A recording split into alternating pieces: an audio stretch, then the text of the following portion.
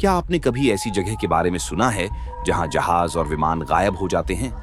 एक ऐसी जगह जहां कंपास बेतहाशा घूमते हैं और आकाश अजीब रंगों में बदल जाता है। ये रहस्यमय जगह वास्तविक है। इसे बरमूडा ट्रायंगल कहा जाता है। कई वर्षों से लोगों ने समुद्र के इस हिस्से के बारे में डरावनी कहानियां सुनाई हैं। वे कहते हैं कि यह बड़े खतरे और रहस्य की जगह है। कुछ लोग इसे शैतान का ट्रायंगल भी कहते हैं। किंवदंतियों का कहना है कि विशाल समुद्री राक्षस गहरे अंधेरे पानी में रहते हैं। अन्य विदेशी लोगों के बारे में फुसफुसाते हैं जो यात्रियों को उनके जहाजों और विमानों से छीन लेते हैं, जिन्हें फिर कभी नहीं देखा जा सकता है। यह एक ऐसी पहेली है जिसने दशकों से नाविकों, पायलटों और वैज्ञानिकों को भ्रमित किया है। कहानियां किसी को भी रोंगटे खड़े करने के लिए पर्याप्त हैं। एक शांत धूप वाले दिन नौकायन की कल्पना करें। अचानक एक घना हरा कोहरा आ जाता है। आपका रेडियो काम करना बंद कर देता है।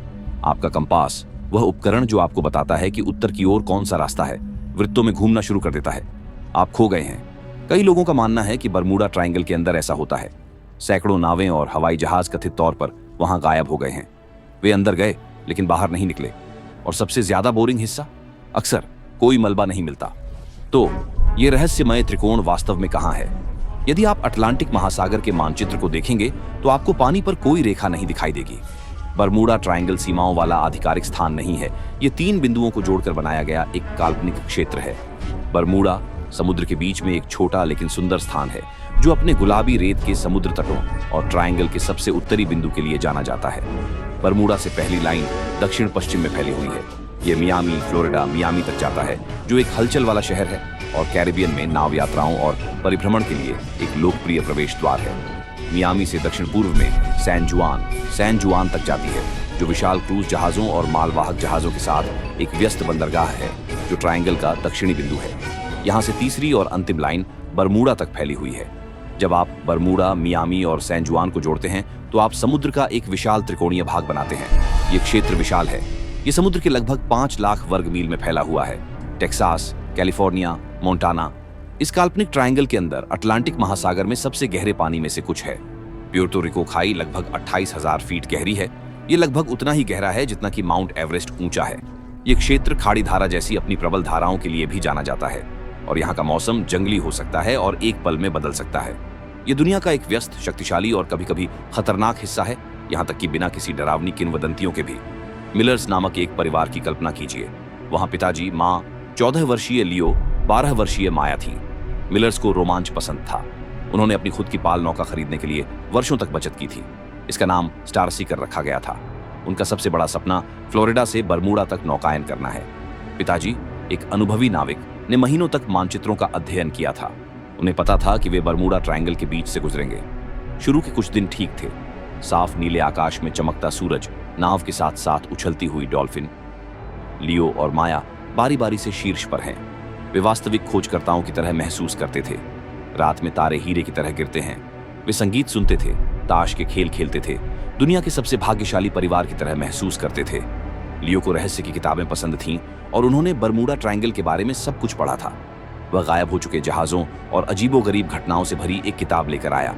रात में वह अपने कंबल के नीचे एक टॉर्च के साथ पढ़ते थे। उन्होंने कंपास पर कड़ी नजर रखी। उसे आधी उम्मीद थी कि कुछ रहस्यमय होगा। वह अपने दोस्तों को बताने के लिए एक वास्तविक साहसिक कहानी चाहता था।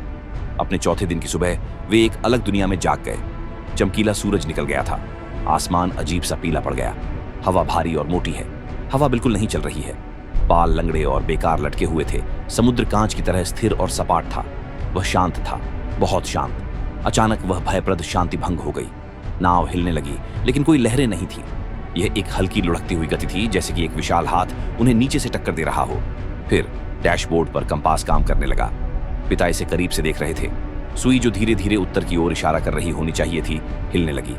पहले यह थोड़ा बाईं ओर, फिर थोड़ा दाईं ओर चला गया। देखो बाबा, सुई अब हिल नहीं रही थी। ये अब एक चक्कर में इधर उधर घूम रही थी, पूरी तरह से बेकार। ये शायद कुछ चुंबकीय हस्तक्षेप है। ये क्षेत्र इसके लिए जाना जाता है। उन्होंने अपना बैकअप हाथ में पकड़ने वाला कंपास निकाला और उसे अपनी हथेली में सपाट रखा। उसकी सुई ठीक वैसा ही कर रही थी, बेतहाशा घूम रही थी। यह स्टार सीकर है जो किसी भी स्टेशन पर फोन करता है। केवल जोर से क्रैकलिंग स्टैटिक वापस आया, जैसे 1 लाख क्रोधित मधुमक्खियां वे पूरी तरह से काट दिए गए थे। पानी को देखो, सब उसकी तरफ दौड़ पड़े। सागर अब सपाट नहीं था। ये सामान्य लहरें नहीं थीं। उनके चारों ओर बड़ी बड़ी लहरें उठ रही थीं और गिर रही थीं। लेकिन उनके पास कोई सफेद टोपी नहीं थी। वे पानी की विशाल चिकनी पहाड़ियों की तरह लग रहे थे, चुपचाप और धीरे धीरे आगे बढ़ रहे थे। जैसे ही मिलर्स अजीब कोहरे में बह गए, लियो का दिमाग उन प्रसिद्ध कहानियों के साथ दौड़ने लगा जो उन्होंने पढ़ी थी। सबसे प्रसिद्ध फ्लाइट 19 की कहानी थी। दिसंबर 1945 में एक स्पष्ट दोपहर को 5 अमेरिकी नौसेना के बमवर्षक विमानों ने एक नियमित प्रशिक्षण मिशन के लिए फ्लोरिडा के एक अड्डे से उड़ान भरी। वे अटलांटिक के ऊपर से उस क्षेत्र में उड़ गए जिसे अब हम बरमूडा ट्रायंगल कहते हैं। इन विमानों में 14 लोग सवार थे, लेकिन कुछ गड़बड़ हो गई। उड़ान के नेता ने बेस पर वापस रेडियो किया। वह उलझन में लग रहा था। उन्होंने कहा कि उनके कंपास टूट गए थे। उसे नहीं पता था कि पश्चिम का कौन सा रास्ता है। उन्होंने सोचा कि वे फ्लोरिडा कीज पर खो गए थे, लेकिन वे नहीं थे। जैसे जैसे पायलट अधिक से अधिक विचलित होते गए, जमीन पर रेडियो संचालक असहाय होकर सुनते गए। मौसम, जो अच्छा था, खराब होने लगा। फ्लाइट 19 से उन्होंने आखिरी बात सुनी, जो एक पायलट ने कही थी कि उन सभी को एक साथ रहना चाहिए। और जब पहले विमान में ईंधन खत्म हो गया तो वे सभी एक साथ समुद्र में चले गए। फिर केवल सन्नाटा छा गया। 5 विमान चले गए थे, 14 लोग चले गए। इससे भी अधिक रहस्यमय, उसी शाम उन्हें खोजने के लिए एक बचाव विमान भेजा गया था। 13 लोगों के साथ वह विमान भी गायब हो गया। यह उसी क्षेत्र में रडार से गायब हो गया। 6 विमानों का कोई निशान नहीं मिला, 27 लोगों का कोई निशान नहीं मिला। ट्रायंगल का एक और प्रसिद्ध भूत एक विशाल जहाज है जिसे यूएसएस साइक्लोप्स कहा जाता है।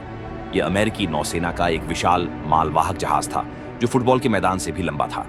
1918 में प्रथम विश्व युद्ध के दौरान यह ब्राजील से बाल्टीमोर जा रहा था। इसमें 300 से अधिक लोग सवार थे और मैग्नीज अयस्क का भारी भार था। जहाज बारबाडोस द्वीप पर रुका और फिर घर के लिए रवाना हुआ। इसे आखिरी बार उत्तर की ओर सीधे बरमूडा ट्रायंगल में जाते हुए देखा गया था। यह बाल्टीमोर में कभी नहीं पहुंचा और उसमें सवार सभी लोग बिना किसी निशान के गायब हो गए। तो इन सभी अजीबोगरीब गायब होने का कारण क्या हो सकता है?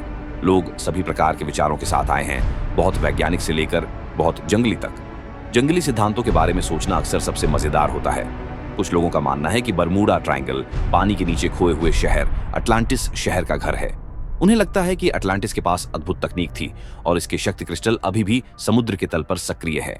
कभी कभी ये क्रिस्टल शक्तिशाली ऊर्जा किरणों को बाहर भेजते हैं जो जहाजों और विमानों को खराब कर सकते हैं और गायब हो सकते हैं। यह एक मजेदार विचार है, लेकिन इस बात का कोई प्रमाण नहीं है कि अटलांटिस कभी अस्तित्व में था।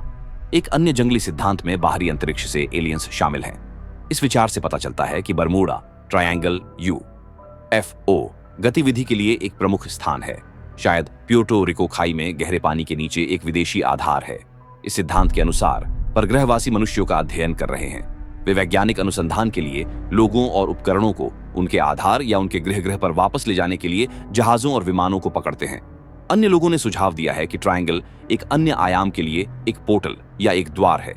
जहाज और विमान गलती से इस अदृश्य पोर्टल में उड़ जाते हैं या नौकायन करते हैं और उन्हें किसी अन्य समय या किसी अन्य ब्रह्मांड में ले जाया जाता है जो कभी भी हमारे अपने स्थान पर नहीं लौटते हैं। वैज्ञानिक हालांकि पृथ्वी पर अधिक स्पष्टीकरण की तलाश करते हैं।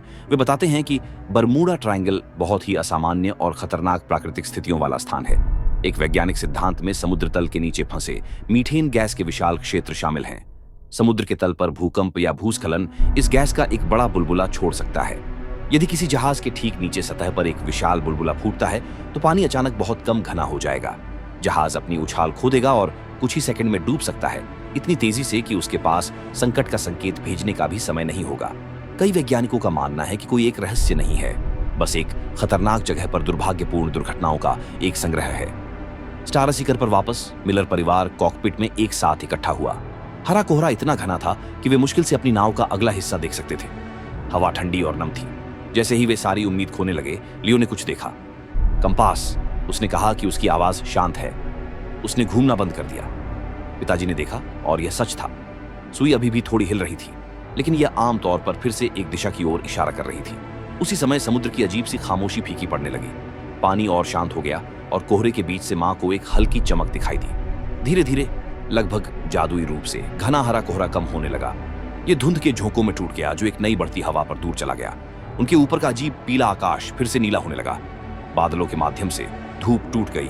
उनके चेहरे गर्म हो गए। रेडियो में हलचल मच गई और वे अन्य नाविकों की क्षीण स्पष्ट आवाजें सुन सकते थे। वे वापस आ गए थे। सब कुछ फिर से सामान्य हो गया।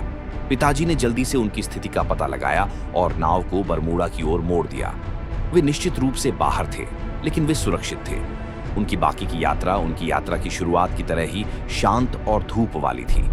जब मिलर्स आखिरकार बरमूडा पहुंचे तो उन्होंने एक बड़ी राहत महसूस की। उन्होंने इसे बना लिया था।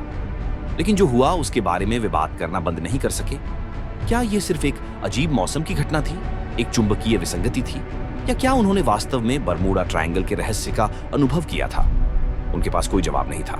लियो ने अपनी पत्रिका में हर विवरण लिखा, अपनी खुद की बरमूडा ट्रायंगल कहानी। वे एक किंवदंती के दिल में चले गए थे और दूसरी तरफ बाहर आ गए थे।